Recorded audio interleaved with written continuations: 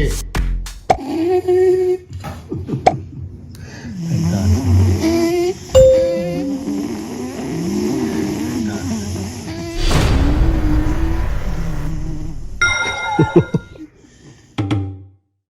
马姐，重睡。好，你可以睡觉了，再吵啊，就让你妈好好休息。嘿嘿嘿嘿。猫咪撒娇起来呢很可爱，但是它们只要坏起来，睡眠品质真的会超烂。接下来给大家看一下实际情况，影片后头也会告诉大家如何用正确的方式反制猫咪。好，正片开始。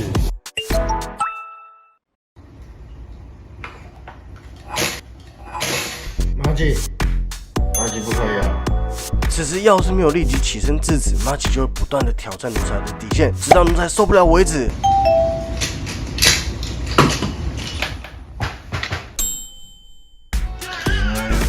看到奴才生气后，马吉就会开始装无辜，就很像邪猫对客一样，表现出这不是我做的啊。破坏口，你破坏口。装傻之后呢，照样继续捣蛋，一直要引起奴才的注意，就是要告诉你，快给饲料吧。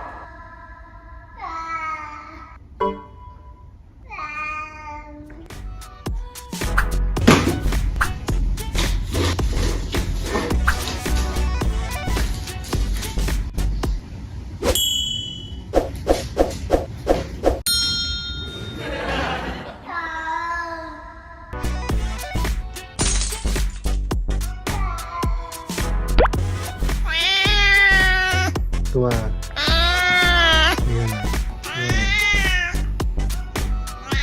在我想睡觉的时候呢，马吉就瞬间变成老大的样子。但告诉你，我已经想好以牙还牙的计划了。故意让马吉吸了一些猫草之后呢，他就开始很亢奋，一直玩自己尾巴，不停绕圈圈。等他玩累的时候呢，再换我烦死他。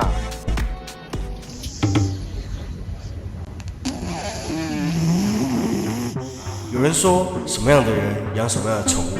身为主人的我，本身也有过敏加上鼻塞，所以在睡觉的时候呢，会打呼是件很正常的事情。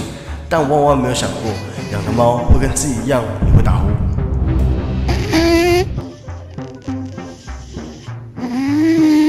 趁马吉玩累睡着的时候吵它，大家一定会说：“哦，马吉这么可爱，你怎么忍心吵它？”所以我已经想好方式，用它的声音吵自己。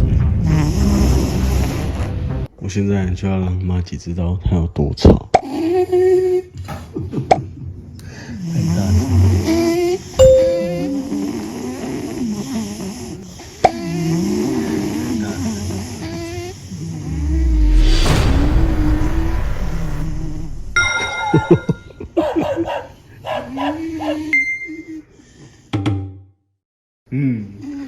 开始有反应了呢，马吉。你看。你真的很吵，你知道吗？太大声了吧！被吵死了，对不对，文静？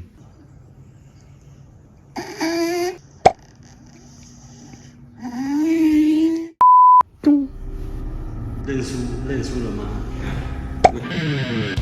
好痛啊！痛啊！你要更小灯鼠，好痛！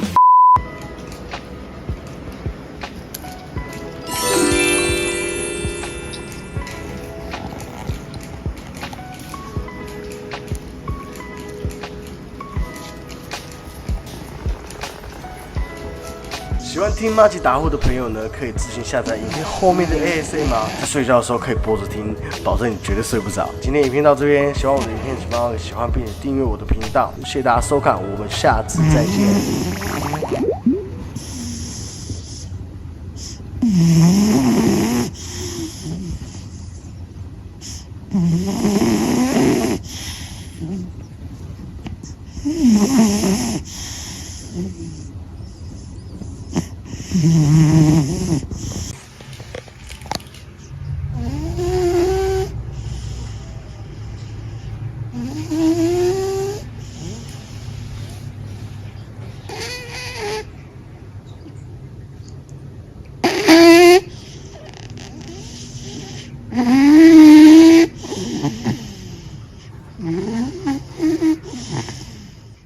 喜欢这个优质的创作者，就赶快去 follow 他哦。